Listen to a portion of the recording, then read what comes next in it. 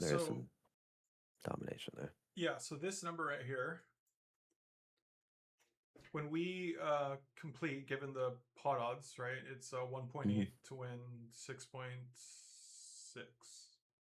1.8 to win 6.6. We need to win the pot 27.3% of the time just to break even.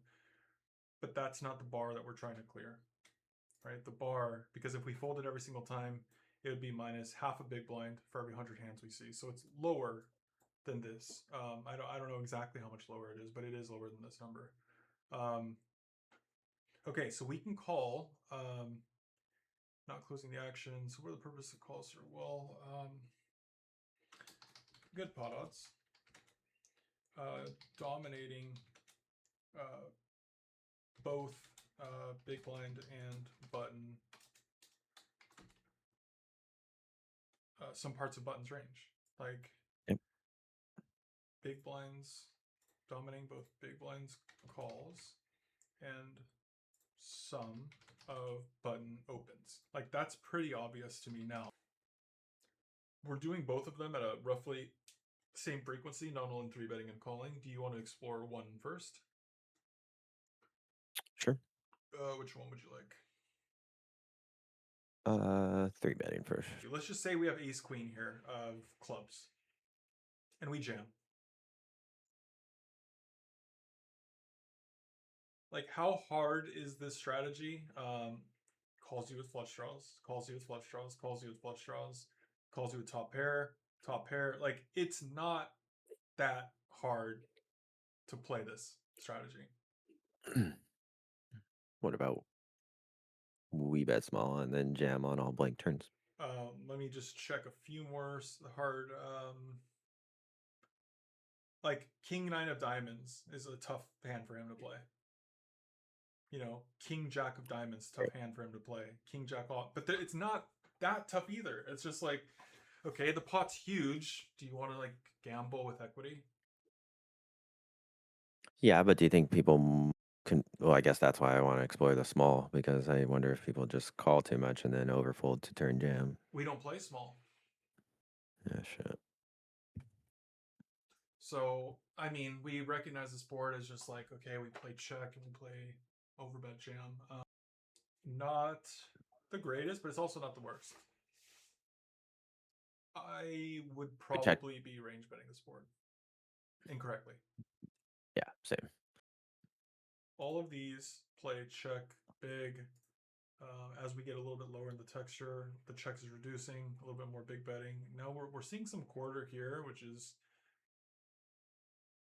this is actually our highest equity board between the four that we're looking at. More equity, more, I'm not going to say range betting, but we can add money to the pot more frequently. And if you're adding money to the pot more frequently, you can use a smaller size.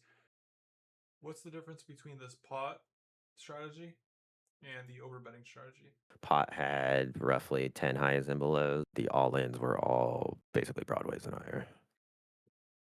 Like, do we pile money in with king queen? Oh, I mean, I think we can get better hands to fold. what? If I fold ace 2 of clubs, and I mean all of them, and I fold 7s through 4s, see what happens. Okay, we're winning 52.1% of the pot. Let's just stick to potting. So, potting strategy, and we think that they're occasionally going to fold a deuce, ace 2, and then 3s through 7s. That's the only thing that we're changing, and we're still winning 52 point. We lost a 1/10 of a percentage point, which is fine to simplify our strategy. All we're going to do here is we're going to node lock, and we are going to say pure fold on the ace 2. Each one of these combos we think they're going to fold. And then we think that they're going to fold. It's only 20. 4s, 5s, 6s, and 7s. Yeah. 64%. We are checking 47% in GTO land. 47%. And now we are checking 35%. So we reduced our checks by about 12%. If this read is accurate, where they're going to fold ace 2 and they'll fold 4s through 7s. I don't know. But anyways, we increased our betting by about 12% if that's if that read is correct. Let's just kind of see what we're trying to accomplish on one of these ace high boards. What's good about this board is that they don't have the suited wheels. They jam the deuces through 4s. So huge equity favorite. Oh, okay. You're saying that the suited wheels aren't in there. Yeah, they're probably just flatted, and same with the pairs. Let's explore B50. What are we trying to accomplish here? Um, so we're just going to use like the weakest hands in the grid here. So these are all value hands like Jack 10, Just Jack trying to make 8, Queen 6. yeah, just target the better broadways to fold. Okay, so the common theme on these board textures, kind of like a high card, right? We got a high card and two cards that are one gapped or connected. That is the rule that I'm seeing here. So it's a range bet on anything that's 10 high and kind of low cards that are one gapped or two gapped. Range bets. So let's just answer this question on this board texture. Always assume that we're light. Um, so what are the strongest hands that we are trying to get to fold on these type of textures?